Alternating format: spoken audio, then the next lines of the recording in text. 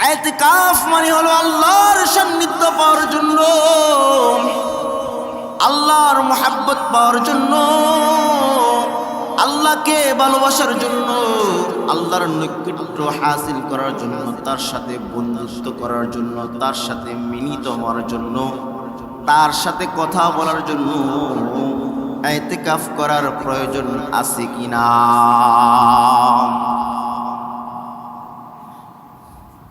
আল্লাহ পাক রব্বুল আলামিন বলেন, ও আমার প্রিয় বান্দা,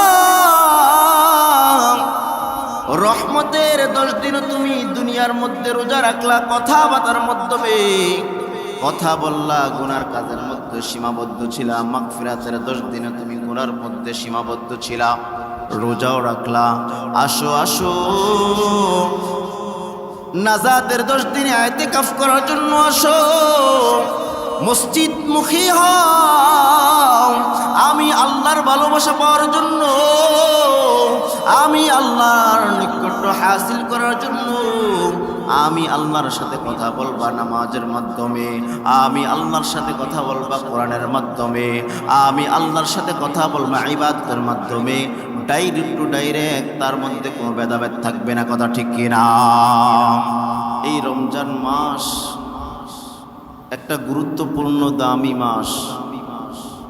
আল্লাহর রাসূল সাল্লাল্লাহু আলাইহি ওয়াসাল্লাম বলেন, যেই মুসলমান এবং নারী যারা রমজান পাইল কিন্তু তাদের গুনাহগুলোকে তারা আল্লাহর কাছ থেকে তওবার মাধ্যমে ক্ষমা না করাইতে পারল, তাদের মতো পোড়া কপাল পৃথিবীর মধ্যে আর কোনো ব্যক্তি হতে পারে না।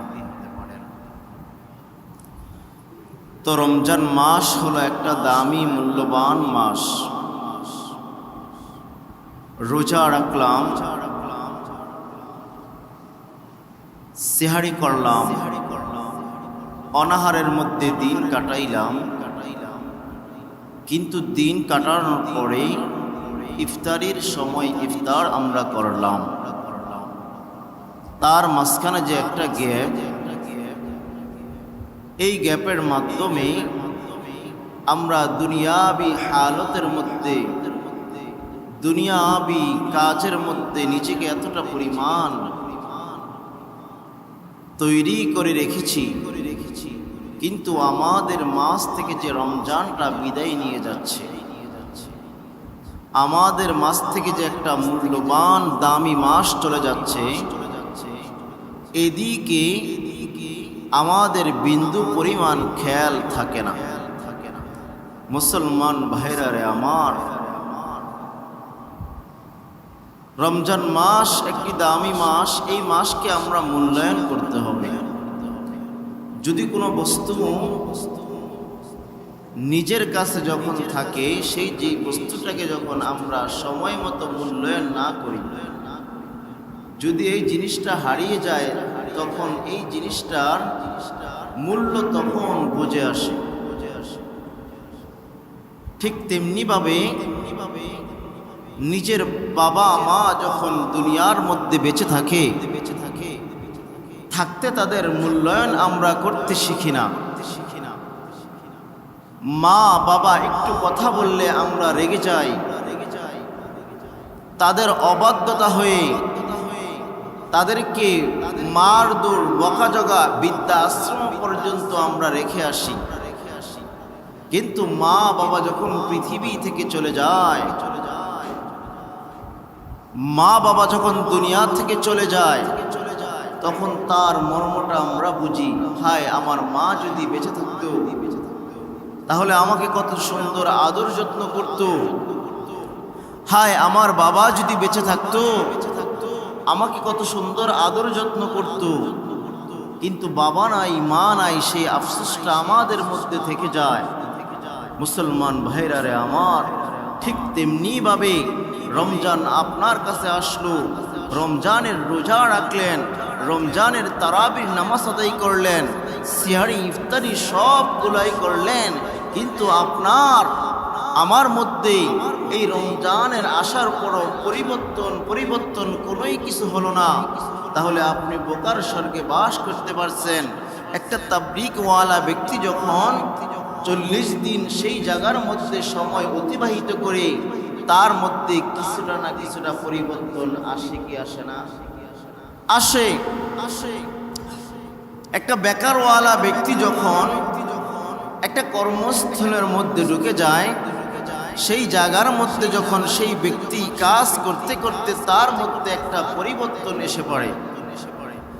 বাংলাদেশ থেকে যখন একটা ব্যক্তি বাহিরের রাষ্ট্রে যখন গমন করে, তার মধ্যে সেই জায়গার পরিপাটি সে বুঝতে পারে, তার মধ্যে এক সময় না এক সময় সেই এলাকার কাঠামো, সেই এলাকার আকৃতি, কথাবার্তা, চাল চলন সে বুঝতে পারে।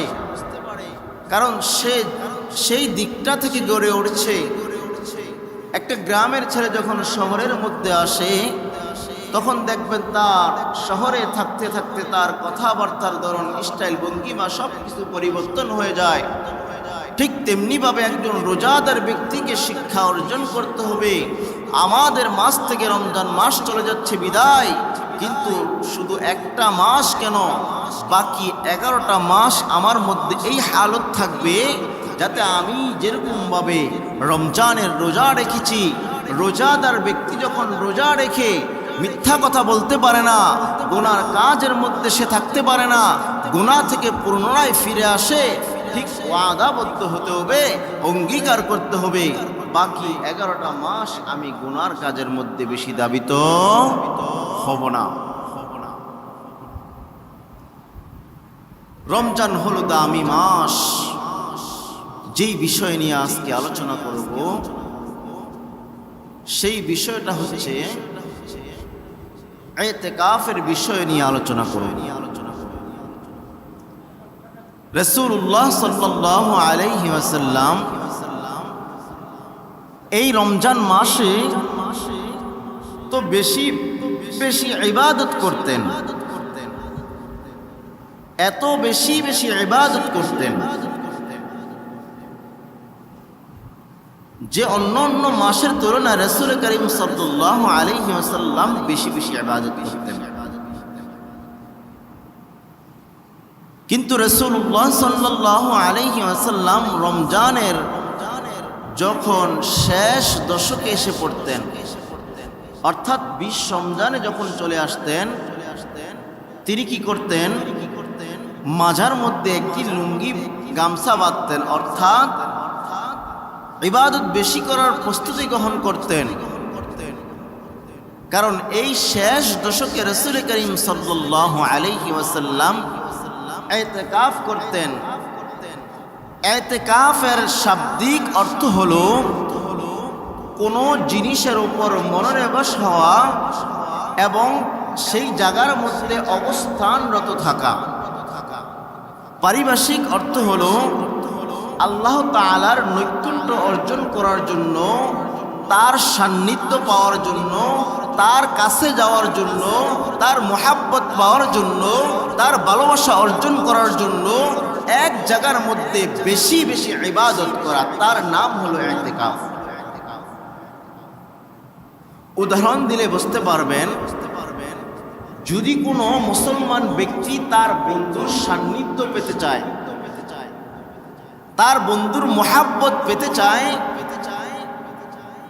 তার বন্ধু কি কাজটা করে, তার বন্ধু কোন আঙ্গিনায় চলাফেরা করে, তার বন্ধু কার কথা অনুসরণ করে চলে, দেখবেন সেই ব্যক্তিটা তার বন্ধুর অনুসরণ করে চলতে থাকে। কথা ঠিক কিনা?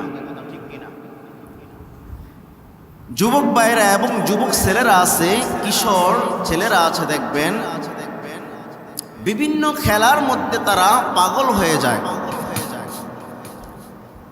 এই খেলোয়াড়ের আকৃতি তাদের মধ্যে ধারণ করে, তাদের চুলের স্টাইল, তাদের জামা কাপড়ের স্টাইল তাদের মধ্যে রাখে, কারণ তার সাথে তার মোহাব্বত, তাকে সে পছন্দ করে, তাকে সে ভালোবাসে।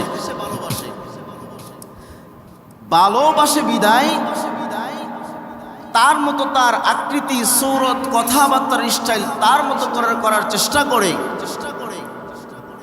তো ইতিকাফ হলো, যদি কোনো ব্যক্তি এই রমজান মাসে ইতিকাফ করবে। ইতিকাফ হলো 3 ধরনের। একটা হলো সুন্নত ইতিকাফ, যেটা রমজানের 20 রমজান থেকে শুরু হয়।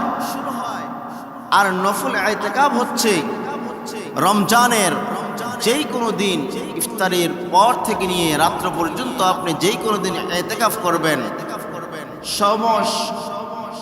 সময় নিয়ে। আর মান্যতের ইতিকাফ হলো, আপনি কোনো জিনিস মান্যত করলেন যে এই জিনিসটা যদি আমার আদায় হয়ে যায়, আমি আল্লাহর রাস্তায় এই 10 দিন বা 3 দিন 5 দিন আমি ইতিকাফ করব আল্লাহর সান্নিধ্য পাওয়ার জন্য, আল্লাহকে ভালোবাসার জন্য। তো রাসূল করিম সাল্লাল্লাহু আলাইহি ওয়াসাল্লাম এই শেষ দশকের দিন বেজর রাতগুলো গণনা করার জন্য, তার মধ্যে লাইলাতুল কদর কোন রাত্রের মধ্যে আসে সেই রাত্রকে পাওয়ার জন্য তিনি কোমরের মধ্যে গামছা বাঁধতেন বেশি বেশি ইবাদত করার জন্য। দেখবেন একজন কৃষকওয়ালা, দিন মজুরওয়ালা ব্যক্তি, রিক্সা চালক, তিনি যখন জমিনের মধ্যে ক্ষেত খামারের মধ্যে যখন নামে, এই নামার উদ্দেশ্য হলো সে যাতে করে বেশি বেশি পরিশ্রম করতে পারে, বেশি বেশি খাটতে পারে, সেই জন্য তার কোমরের মধ্যে একটি গামছা পেঁচিয়ে নেয়। ঠিক তেমনিভাবে আল্লাহর রাসূল সাল্লাল্লাহু আলাইহি ওয়াসাল্লাম আম্মা জান আয়েশা সিদ্দিকা রাদিয়াল্লাহু তাআলা বলেন, রাসূল করিম সাল্লাল্লাহু আলাইহি ওয়াসাল্লাম ঠিক রমজানের শেষ দশকে আসলে পড়ে ঠিক এমনভাবে তিনি ইবাদতের মধ্যে মশগুল হয়ে পড়তেন, বেশি বেশি ইবাদত করতেন। হযরতে সালমান রাদিয়াল্লাহু তাআলা আবু সাঈদ খুদরি রাদিয়াল্লাহু তাআলা কে নিয়ে বললেন, চলো আমরা বাগানের মধ্যে গল্প করার জন্য যাই, হাদিস সম্বন্ধে কথা বলার জন্য যাই। সালমান রাদিয়াল্লাহু তাআলা আবু সাঈদ খুদরি রাদিয়াল্লাহু তাআলা কে বললেন, রাসূলুল্লাহ সাল্লাল্লাহু আলাইহি ওয়াসাল্লাম রমজান মাসে কি বেশি বেশি পরিমাণ ইবাদত করে। আবু সাঈদ ডাক দিয়া বললেন, আমরা যখন দেখলাম রাসূলুল্লাহ সাল্লাল্লাহু আলাইহি ওয়াসাল্লাম রমজানের প্রথম 10-এ অর্থাৎ রহমতের 10 দিনে ইতিকাফ করলেন, জিবরাইল আলাইহিস সালাতু ওয়াস সালাম আল্লাহর রাসূলকে ডাক দিয়া বললেন, ও পয়গম্বর, আপনি যেই জিনিসটাকে খুঁজতেছেন সেই জিনিসটা হলো স্বপ্নের মধ্যে আছে। আমরা আবারও মাগফিরাতের 10 দিনে ইতিকাফের মধ্যে বসলাম। ইতিকাফের মধ্যে এই জন্য বসলাম, জিবরাইল আলাইহিস সালাতু ওয়াস সালাম আবারও পয়গম্বরকে ডাক দেয়া বললেন, পয়গম্বর, আপনি যেই জিনিসটা খুঁজতেছেন সেই জিনিসটা আরো সামনে, অর্থাৎ 20 রমজান থেকে ইতিকাফ। কারণ ইতিকাফ কেন করবেন? ইতিকাফ মানে হলো আল্লাহর সান্নিধ্য পাওয়ার জন্য, আল্লাহর মুহাব্বত পাওয়ার জন্য, আল্লাহকে ভালোবাসার জন্য, আল্লাহর নৈকট্য হাসিল করার জন্য, তার সাথে বন্ধুত্ব করার জন্য, তার সাথে মিলিত হওয়ার জন্য, তার সাথে কথা বলার জন্য ইতিকাফ করার প্রয়োজন আছে কিনা?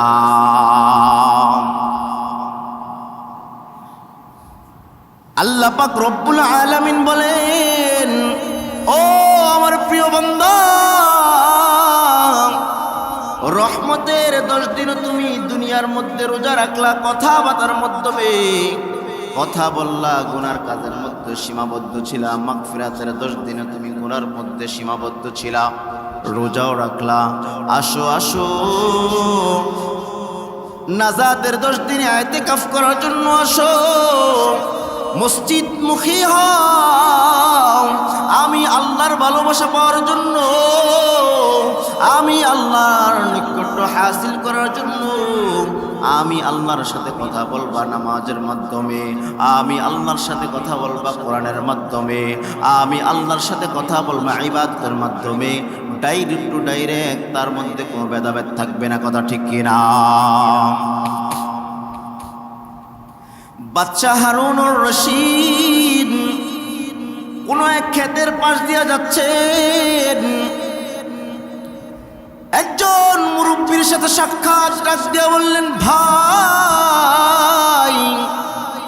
ওই মুরব্বীওয়ালা ব্যক্তিকে বললেন, তুমি কি করতেছো? বলে, আমি ফলের গাছ রোপণ করতেছি। মুরব্বীকে ডাক দিয়া বললেন, বাচ্চা হারুনুর রশিদ, তুমি যে এই ফলের গাছ লাগাও, তুমি কি এটা খেয়ে যেতে পারবা কিনা? অর্থাৎ তুমি যে এই ফল গাছটা লাগাইতেছো, এই ফল কি তুমি খেয়ে মরতে পারবা? এবার মুরব্বিওয়ালা ব্যক্তি ডাক দিয়া বললেন, বাদশাহ, আমি জানি এই ফলের গাছ আমি রোপণ করতেছি, আমি তার ফল ভক্ষণ করতে পারবো না, কিন্তু আমাদের আগের জন্মের যারা বাপ দাদারা ছিল তারা তো ফল গাছ লাগিয়ে গিয়েছে, আমরা তা ভোগ করেছি, আমরা লাগিয়ে যাব, আমাদের পরে যারা আসবে, আমাদের সন্তান নাতিপুতি তারা ভক্ষণ করবে। বাদশা হারুনুর রশিদ এই কথাগুলো শুনে মুরব্বিওয়ালা ব্যক্তিকে সাথে সাথে 1000 টাকা দিয়ে দিলেন। এবার মুরব্বিওয়ালা ডাক দিয়া বললেন,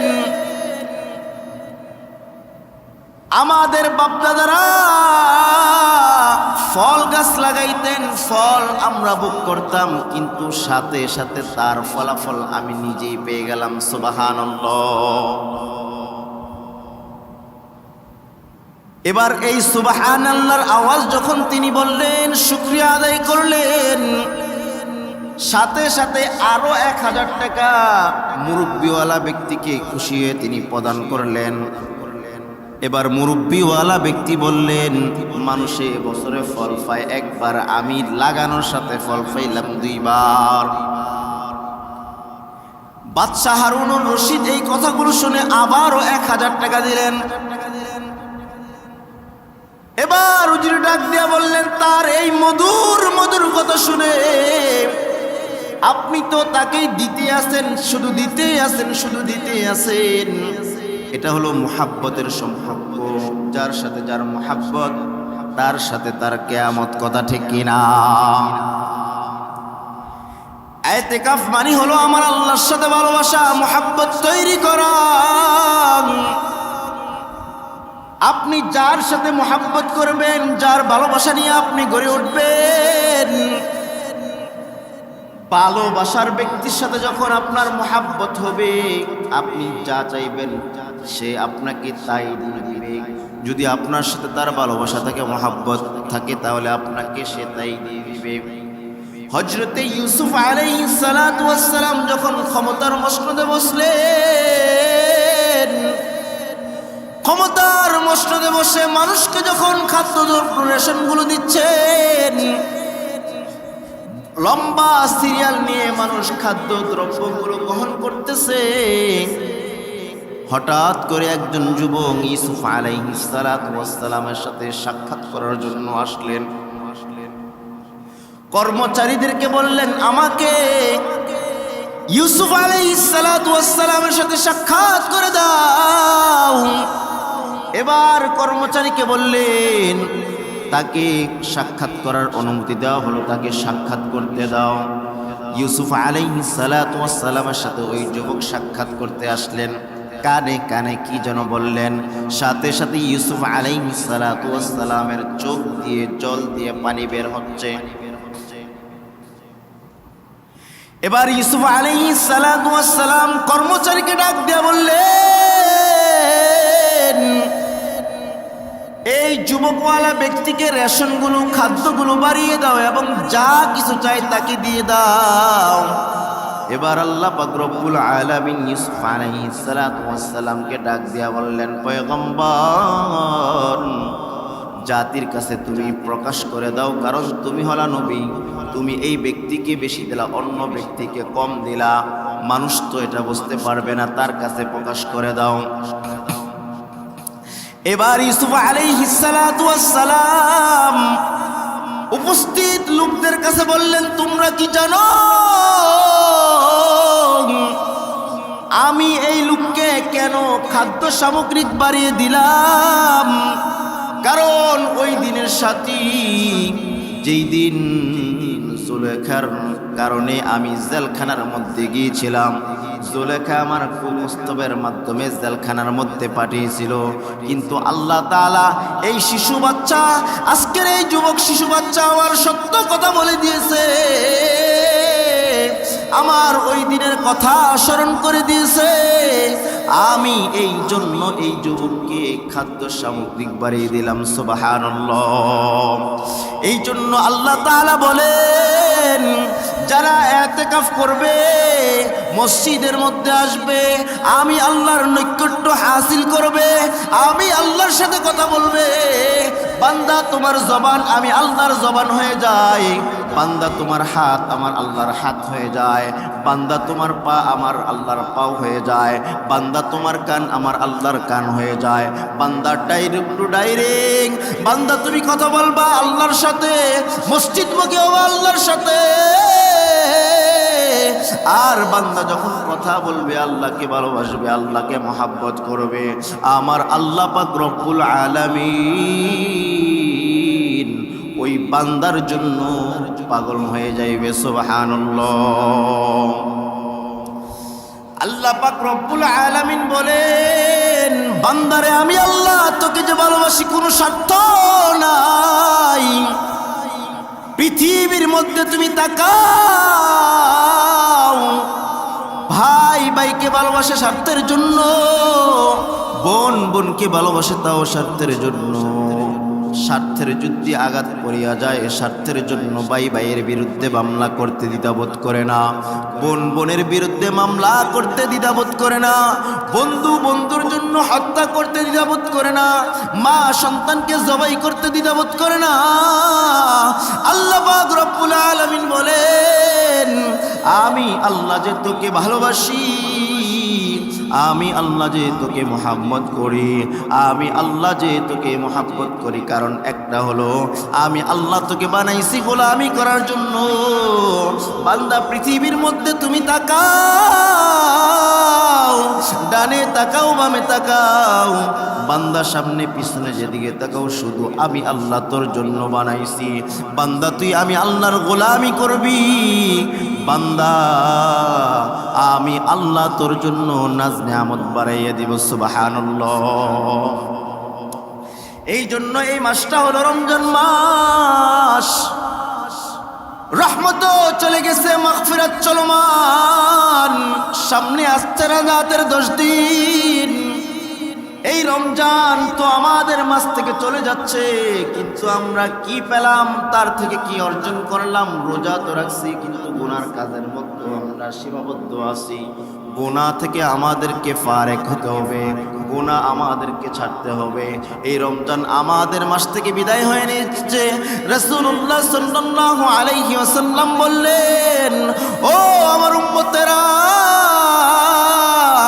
যারা নাকি রমজান পাইল, রমজান পাওয়ার পরেও যারা নাকি তাদের গুনাহগুলোকে মাফ না করাইতে পারে, পৃথিবীর মধ্যে তাদের মতো কপাল পোড়া পৃথিবীর মধ্যে আর কোনো ব্যক্তি হতে পারে না। আমরা তো এত পরিমাণ গুনাহ করি, কিন্তু নবীর তো কোনো গুনাহ নাই, সাহাবীরা এত গুনাহ করে নাই, তারপর তাদের শুধু কান্না, তারপরও তাদের শুধু কান্না আর কান্না। কি উপায়, কি উপায়, কি উপায় হবে, কি উপায় হবে কাল কিয়ামতের কঠিন ময়দানে। এই জন্য মুসলমান ভাইরা রে আমার, রমজান আমাদের কাছ থেকে বিদায় হয়ে যাচ্ছে, রমজান আমাদের কাছ থেকে বিদায় হয়ে যাচ্ছে। রমজান এই মাসকে আমরা দামি মূল্যবান মাস মনে করব। সামনে যেই কদিন আছে ঈমান আমল নিয়ে বেঁচে থাকার জন্য আমার আল্লাহ পাক রব্বুল আলামিন তৌফিক দান করুন। সবাই বলি আমিন।